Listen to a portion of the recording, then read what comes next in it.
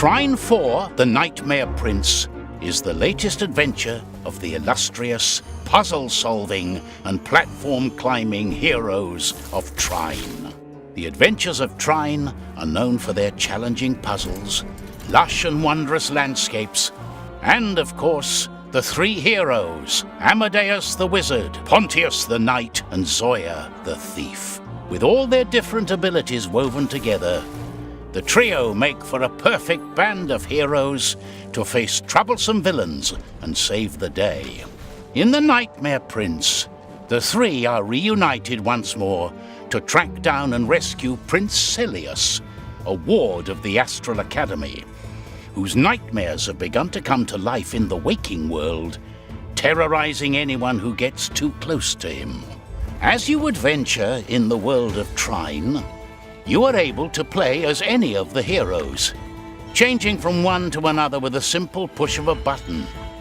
You can do so even in mid-air if you find yourself in dire need of Zoya's rope or Pontius's sword. As the story unfolds, you'll discover that the clever heroes are able to solve puzzles in different ways, as there is not always just one solution to the conundrum at hand. Each hero has their own idea of how to best solve their problems, but when they work together as a team, they are even more undefeatable. For example, Amadeus may conjure his box and place it on a seesaw, and then Pontius can stomp on it. The falling box then catapults Pontius way up high. As the story begins, our heroes each have their own set of skills.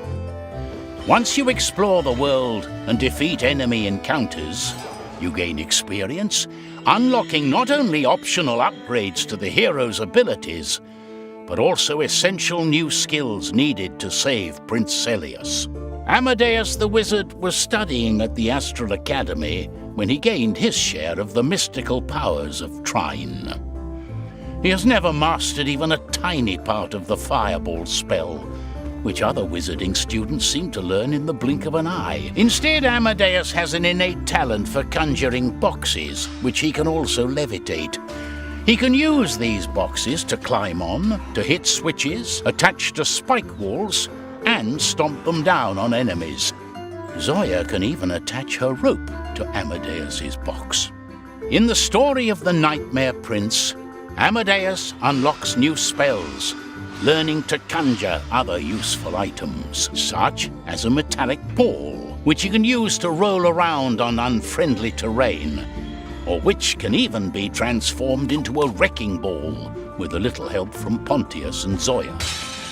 And the plank, which Amadeus can rotate around and place in clever ways. Besides conjuring, Amadeus can also use the blink ability to cross large gaps or escape from villainous monsters. Pontius, on the other hand, is a brave and honorable knight, known for his skill with not only his sword, but also his shield, which he can use to deflect enemy attacks, redirect rays of light and flowing water, or even help his friends by letting them climb on it. The shield can even be used as a kind of parachute, allowing you to float gently across large gaps.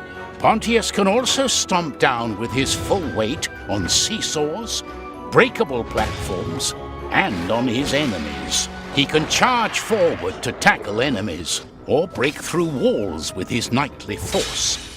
In this episode of our story, he can also summon the Dream Shield, a copy of his own shield which can be placed anywhere and will stay there as long as you want, which, as you can see, can be quite useful. Last but not least, we have Zoya, our cunning thief, although she detests the title and would prefer to be called an entrepreneur. She is known for her bow and arrow and her infinitely useful rope. She can use her rope to swing around quickly from place to place, climb to new heights, or pull objects around. While looking for the Nightmare Prince, Zoya can create rope bridges, which she and her friends can use to cross gaps or climb upwards. She gains new elemental arrows, with which she can not only attack her enemies, but also use to manipulate the environment. For example, she can freeze a volatile platform in place. Finally, Zoya will discover the fairy rope ability, levitating objects or even enemies tied to the other end of her rope. This will prove extremely useful for solving puzzles or making the monstrous nightmares helpless as they float suspended in midair. Here, the heroes kindly demonstrate a single puzzle in a quite overgrown abandoned garden. Zoya first uses her rope to drag the seesaw where she needs it. Then Amadeus conjures a box and places it on the seesaw. And finally, Pontius can stomp on the seesaw to fling himself up where he needs to be. Thank you, heroes. But the heroes face more than seesaws and inconveniently placed switches. They will also encounter dangerous, nightmarish creatures summoned by Prince Celius. Fortunately, all of the heroes can now engage in combat when you make use of their new skills.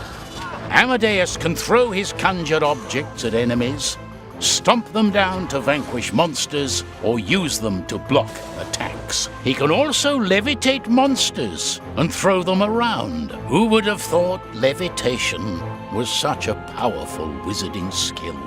Zoya, of course, uses her new elemental arrows. The fire arrows set the monsters slightly on fire, while the ice one freezes them and objects into place.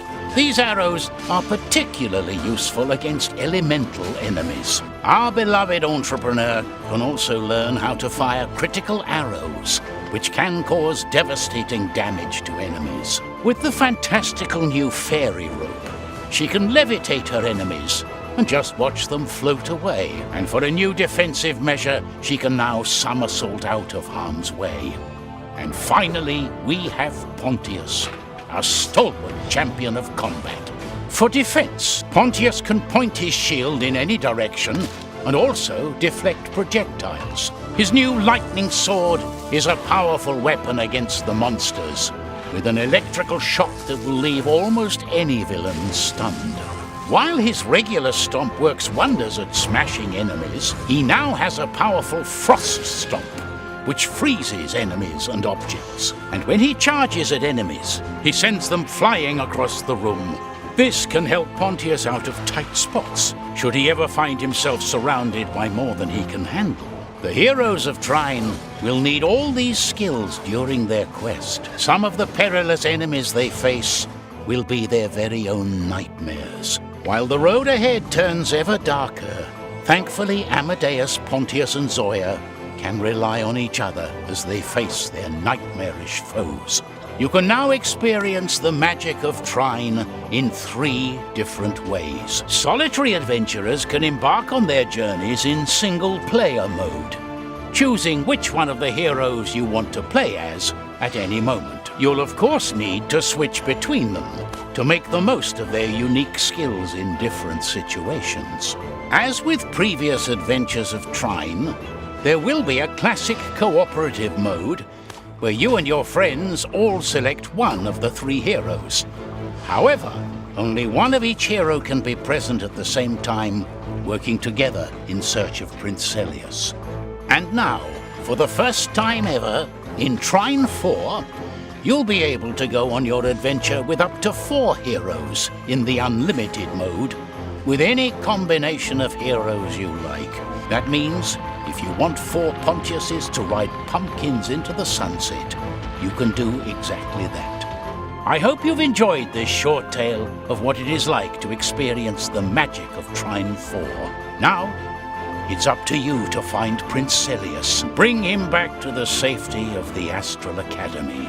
Trine 4, The Nightmare Prince, and Trine, The Ultimate Collection will both be available on October 8.